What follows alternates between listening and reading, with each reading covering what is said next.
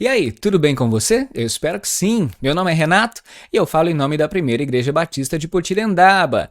É um prazer estar conversando contigo e a partir desse momento nós vamos fazer o nosso culto em casa, seja a hora que for que você esteja assistindo. De repente você estava aí rolando no feed e parou por aqui. Vem comigo, vamos louvar ao Senhor, vamos para as Escrituras, saber o que Deus tem para nós e o que Ele quer da gente também, certo? Hoje o tema da mensagem é oferta viva. O que é isso? Deus se agrada? Sim, Deus se agrada de que nós ofereçamos uma oferta viva. E se você está em dúvida sobre o que é isso, fica comigo que a gente vai saber. Tudo bem? Por aqui nós vamos ter louvor, nós vamos ter essa mensagem que eu já anunciei e, claro, nós vamos orar também. Nesse momento eu quero interceder pela sua vida e pedir que Deus nos abençoe e que Ele receba esse nosso culto. Você pode orar comigo? Nosso Pai, nosso Deus vivo e maravilhoso, nós reconhecemos que o Senhor é santo, que só o Senhor é Deus e nós queremos te oferecer esse culto nesse momento. Nós queremos te oferecer esse tempo, Jesus, onde quer que estejamos, onde quer que essa pessoa que me assista agora esteja ou more, vem sobre ela, abençoe a sua vida e receba essa nossa oferta de tempo. A gente quer a partir desse momento nos oferecer sendo uma oferta, um sacrifício vivo ao Senhor. Nos ajude a entender bem a mensagem que nós vamos ler e receba, Jesus, o nosso culto, o nosso louvor e nos abençoe. Esse é o pedido agradecendo em nome de Jesus. Amém. Agora nós vamos cantar e louvar a Deus com o Gessé.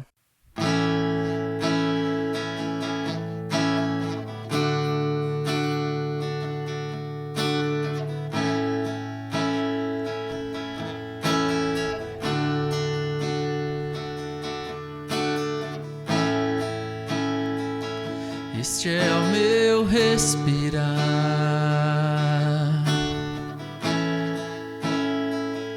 este é o meu respirar, Teu Santo Espírito vivendo em mim.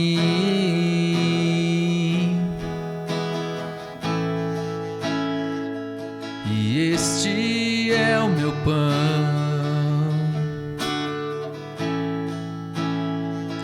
e este é o meu pão,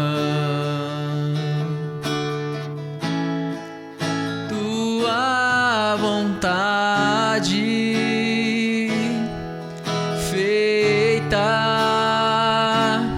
em mim.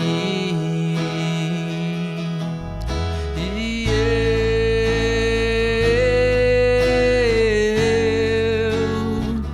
eu nada sou sem ti.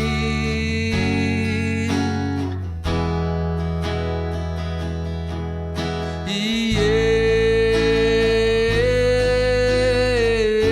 eu perdido estou sem ti.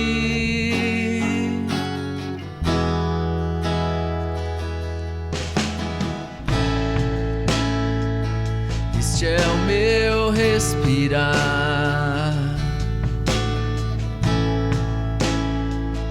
este é o meu respirar, Teu Santo Espírito vivendo em mim. Oh.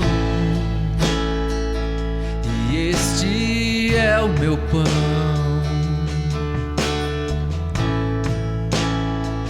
Jesus, tu és meu pão, tua vontade feita em mim.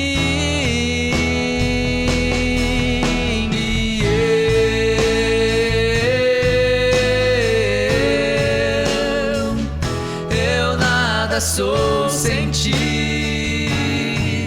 Jesus. E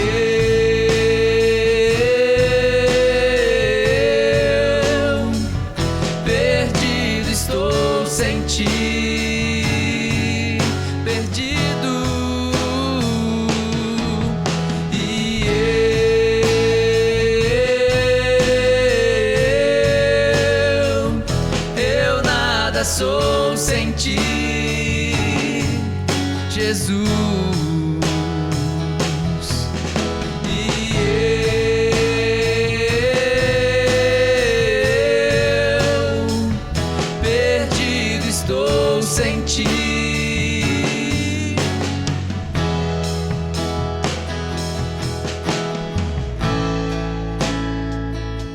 este é o meu respirar,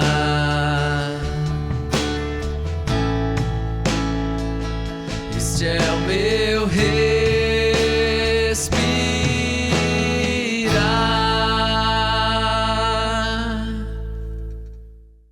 Muito bem, bela canção, hein? Produção própria dessa música que é do Vineyard. Olha, hoje, como eu já anunciei no começo, o tema é oferta viva. O que vem ser isso? Sacrifício vivo, oferta viva, Deus se agrada disso? Bom, vamos saber.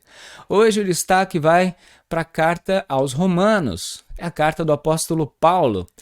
Ela se dedica desde o capítulo 1 a mostrar a justificação da humanidade pela misericórdia e graça do Deus Criador através do sacrifício de Jesus. Muita coisa é explicada na primeira parte dessa carta, que vai do capítulo 1 até o capítulo 11. Hoje, nós vamos focar no capítulo 12, que mostra os resultados dessa justificação em nós na vida prática, a partir do momento que nós aceitamos o chamado de Cristo para sermos membros do seu corpo, que é a igreja. Então vamos à leitura? Você vai acompanhar comigo aí a partir do verso 1. Portanto, irmãos, rogo pelas misericórdias de Deus que se ofereçam em sacrifício vivo, santo e agradável a Deus. Esse é o culto racional de vocês. Bom, o apóstolo começa o assunto fazendo um contraste com algo que aquele povo já conhecia, porque no Antigo Testamento o sacrifício não era vivo, pois os judeus eles traziam ao templo um animal para ser morto, ser sacrificado no altar, simbolizando a consequência do pecado, que é a morte. A consequência do pecado, a morte do homem, sendo transferida ao cordeiro, um animal que eles levavam ali. Agora, no Novo Testamento, pela obra de Cristo, a coisa mudou. Como ele nos deu a vida, pela sua morte em nosso lugar, nós podemos nos colocar vivos diante do altar. O Senhor não está interessado em ofertas externas. Ele quer que você se oferte vivo, por inteiro. Esse é o verdadeiro sacrifício. Nos coloquemos no altar. Quanto à palavra racional desse versículo 1, pode ser um alerta para que aquele povo não imitasse os cultos pagãos daquela época, onde o povo se embriagava, entrava em transe, ficava bem assim fora da realidade e fazia orgias. Também no original grego, esse culto racional tem a ver com espiritual, ou que dê razão a Deus, que o agrade. E as recomendações seguem. Veja comigo.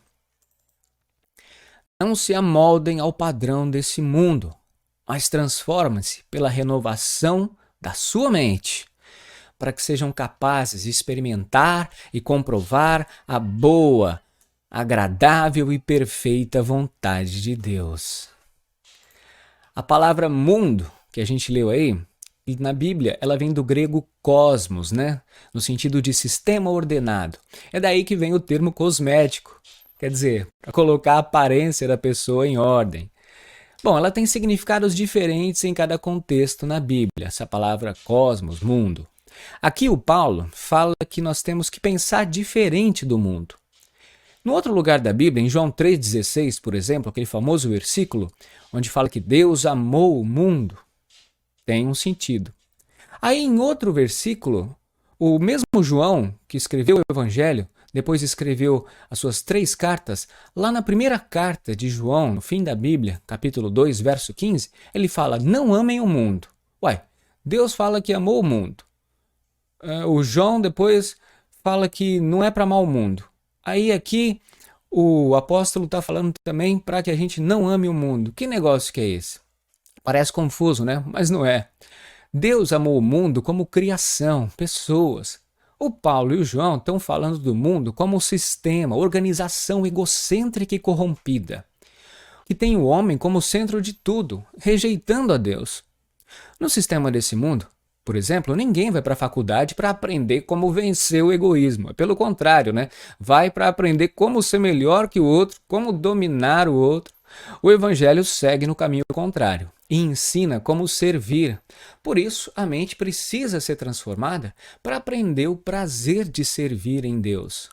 Mas como que faz isso? Vamos ver. Agora, a partir do verso 3. Por isso, Pela graça que me foi dada, diz Paulo, digo a todos vocês, ninguém tenha de si mesmo um conceito mais elevado do que deve ter, mas ao contrário, tenha um conceito equilibrado, de acordo com a medida da fé que Deus lhes concedeu.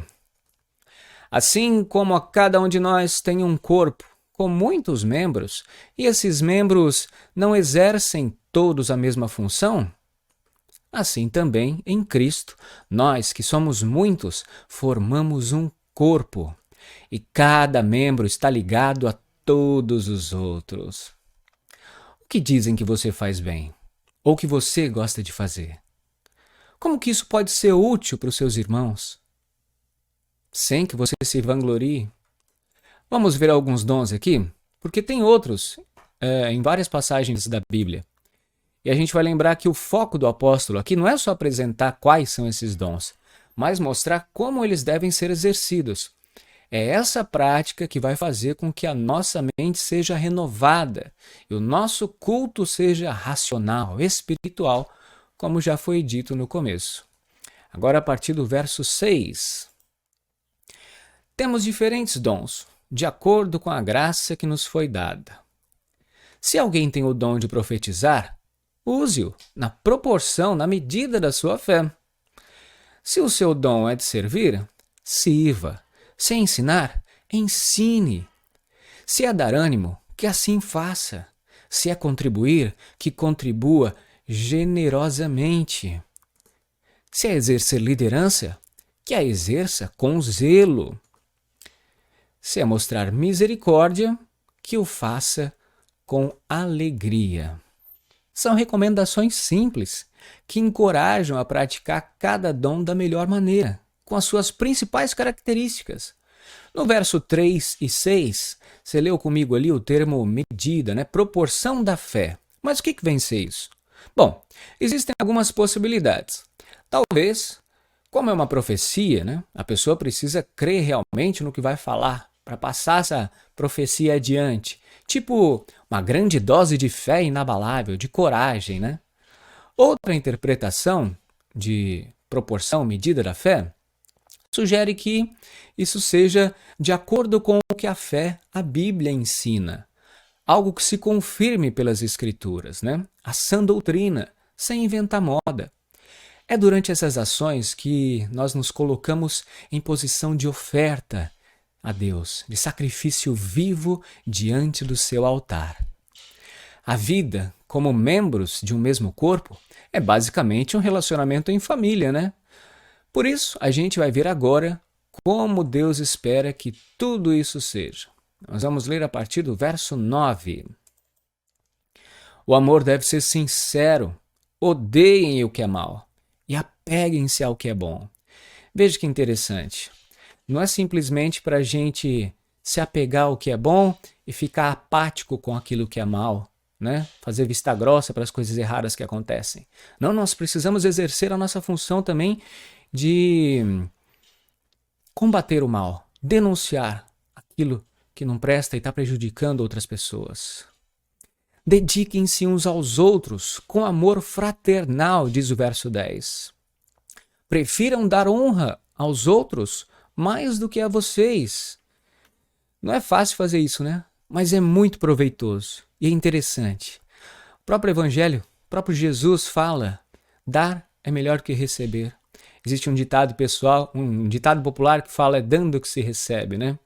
Estou lendo um livro interessante chamado Como Fazer Amigos e Influenciar Pessoas, do escritor Dale Carnegie. Um livro antigo que já foi reeditado várias vezes, lido por muitas pessoas, e ele tem como cerne esse princípio de que se você quer conseguir a simpatia de alguma pessoa, se você quer fazer amigos e influenciar pessoas, você precisa primeiro aprender a ter empatia, que é se colocar no lugar do outro e pensar, o que essa pessoa gostaria de ouvir? Como eu posso conquistar essa pessoa? Simplesmente oferecendo um elogio a princípio, né? Falando algo de bom que essa pessoa queira ouvir. Começando por chamá-la pelo nome.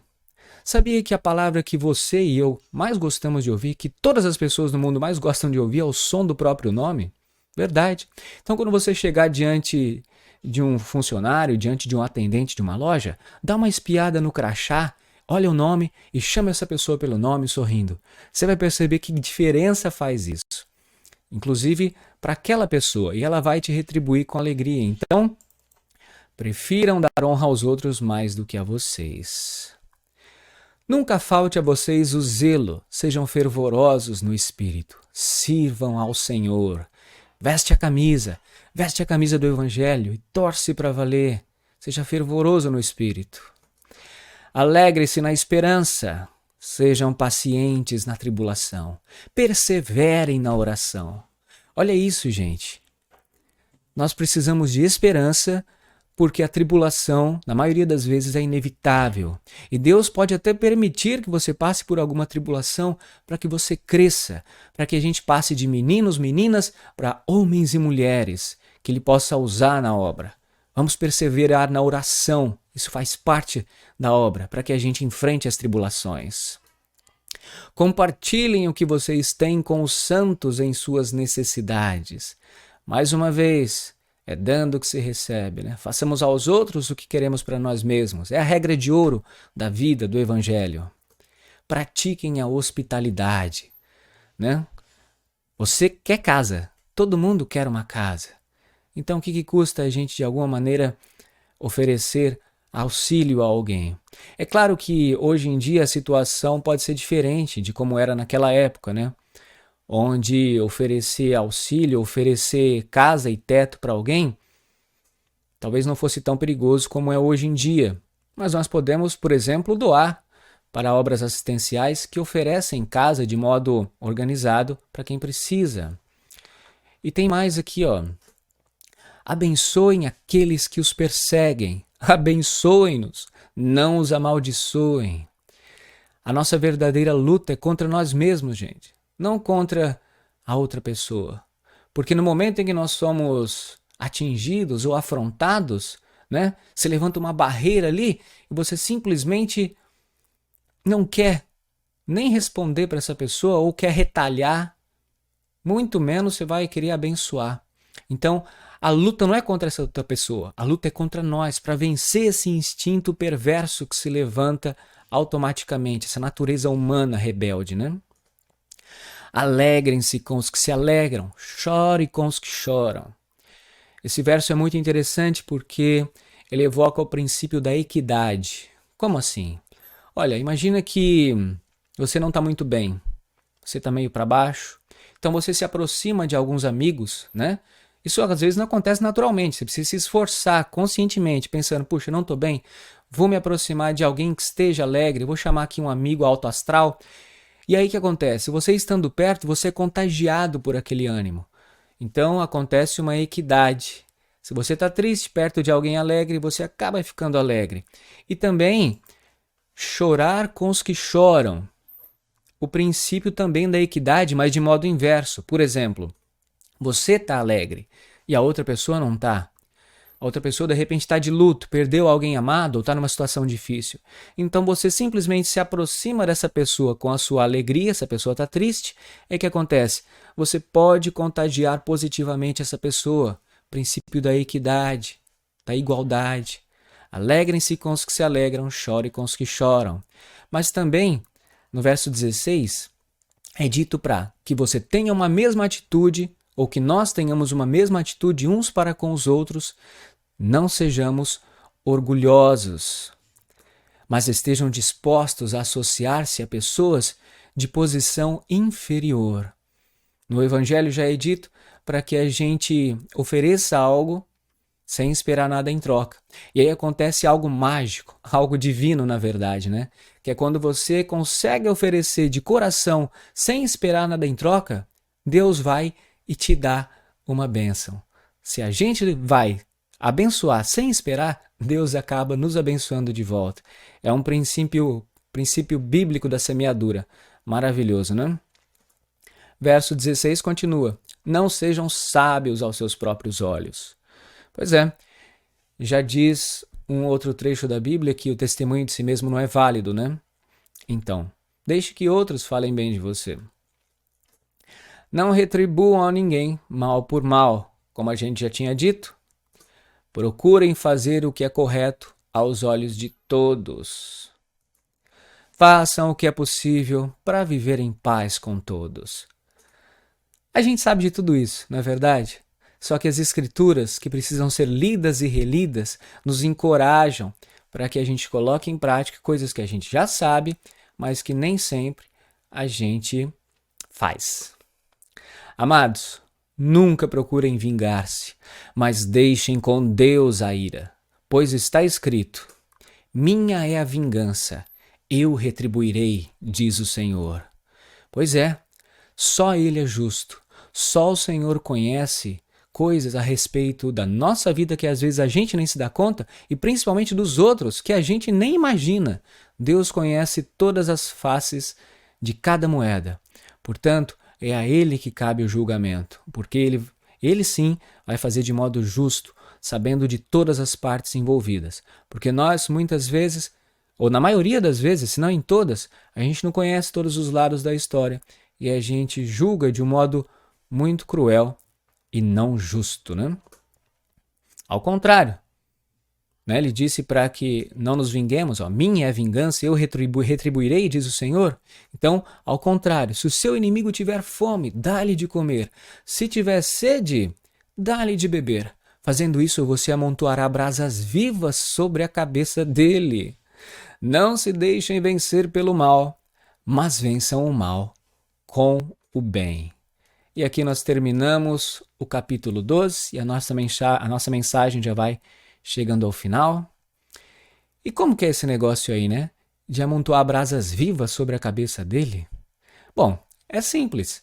Imagina que alguém vem brigar com você, ou que você vai brigar, vai discutir com alguém. O que acontece nesse momento? Na nossa mente, existe já uma ideia de que a pessoa vai revidar. Então, a pessoa te agride ou você agride alguém com palavras, já esperando que a outra pessoa vai revidar. Então, você já arma o contragolpe.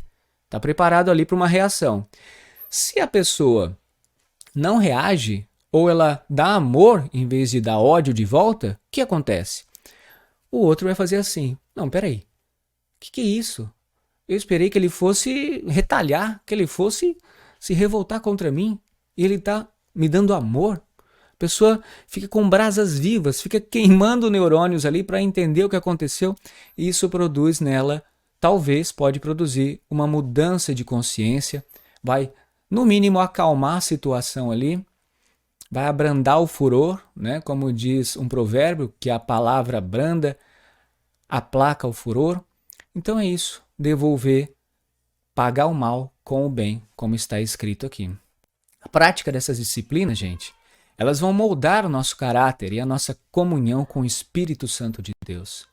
Esse último encorajamento aí de pagar o mal com o bem, ele vai quebrar o efeito bola de neve, né? De ficar rebatendo, retalhando. Por quê? Quando alguém te ofende, a tendência é você retalhar ou se vingar com um pouquinho mais de força, com juros. A gente não costuma ser justo na hora de devolver uma ofensa. A gente vai e coloca um pouquinho de força a mais. O que acontece? A outra pessoa pode fazer o mesmo, devolver com um pouco mais de força, e é aí que começa uma guerra, né? É claro que por nós mesmos isso não é possível. Só dá para fazer pela graça do Espírito Santo de Deus. E se a gente estiver disposto a ser como Ele é, enxergando a outra pessoa como Ele enxerga. E ó, mesmo que você sirva e pareça que ninguém está se importando, que ninguém está valorizando, você está devolvendo, você está retribuindo o mal com o bem e ainda parece que isso não faz efeito, lembre-se dessa passagem que a gente vai ler para finalizar aqui, ó, de 1 Coríntios 15, 58. Veja só. Portanto, meus amados irmãos, mantenham-se firmes e que nada os abale. Sejam sempre dedicados à obra do Senhor, pois vocês sabem que no Senhor o trabalho de vocês não será inútil. O Senhor é aquele que vê todas as faces da moeda, como eu disse agora, e Ele conhece tudo o que se passa na vida de todas as pessoas. E Ele não é injusto. Como está escrito aqui, o nosso trabalho para Ele não será inútil. Bom, é isso.